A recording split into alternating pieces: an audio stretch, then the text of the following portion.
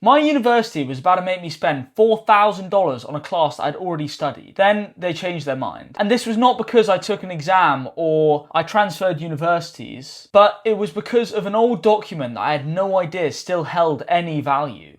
An old syllabus. In this video, I'll explain exactly what happened, why my university accepted it, and how you can check whether this applies to your degree. A few months after arriving in America, I was already able to remove a few classes through things like CLEP exams and other methods. But there was one class that I just couldn't find a way to replace, and that was statistics. My university didn't accept a CLEP exam for it, and they didn't accept a challenge exam for it, so I had to register for the class like everybody else. And after a few lectures, I realised very quickly that everything I was being taught I'd already learned during my A-levels in the UK. And that made me start wondering whether I actually had to take the class at all, and if there was any way that I could get around this. One of the first things I discovered after being in America is that the final years of education in other countries often overlapped with the first years of US college. I'd already received college credit from some of my previous qualifications, so I started asking myself, if I've already studied this, is there a way that my university can recognise it somehow? So I went to the registrar's office to ask. The registrar explained to me that they couldn't evaluate these academic decisions themselves, and they'd have to refer me to the head of the mathematics department to make the decision. This is because the specific department heads are the ones that decide whether your previous learning is equivalent to the course at their university. And after going to the head of maths and explaining my situation,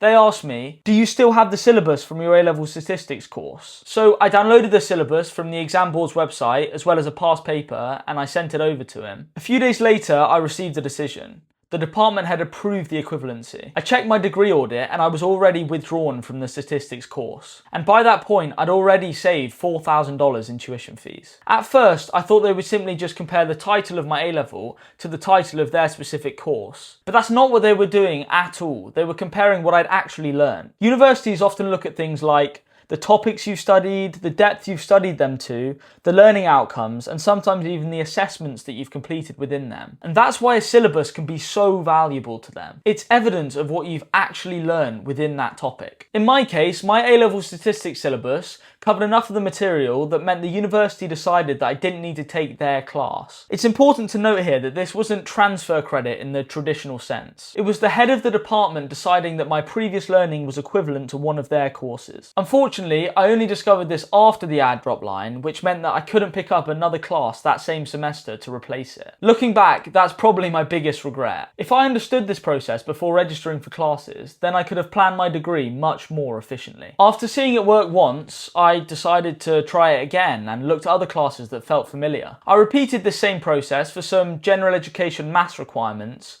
and I ended up receiving the credit for them too. That's when I realised this wasn't just one lucky one-off situation. It was just another opportunity hidden within the US college system that very few international students actually know about. So, could this work for you? Potentially. This is worth checking whether you've completed qualifications like A-levels, International Baccalaureate or IB, previous university study, foundation programs or qualifications from your own country, or if you've transferred universities and they haven't given you the credit originally. It's also worth checking if you ever look at one of the syllabuses for your university classes and think, I've already covered most of this. It's important to understand that universities look at what you actually learnt and not just the title of the course or the qualification. If you think there might be significant overlap, then here's exactly what you should do. First, you need to find the syllabus from your previous course, then find the syllabus for the university class that you're taking, and then compare the topics. If they look very familiar, contact the department responsible for that subject and ask whether they'd be willing to review your previous learning for course equivalency. And if you can't find your old syllabus, then don't panic, because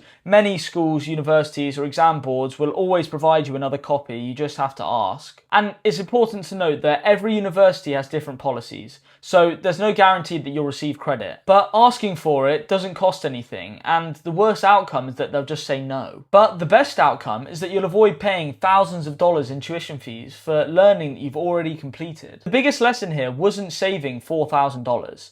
It was learning that universities are often much more flexible than international students realise, provided that you know the right questions to ask. Because for me, one of my old syllabuses saved me $4,000 and one college class. So yours might be worth checking too. If you want my top 5 ways for international students to save $10,000 in US college, then check the description below. It's free. If you found this helpful, then make sure you subscribe, and thank you for watching, and I'll see you in the next one.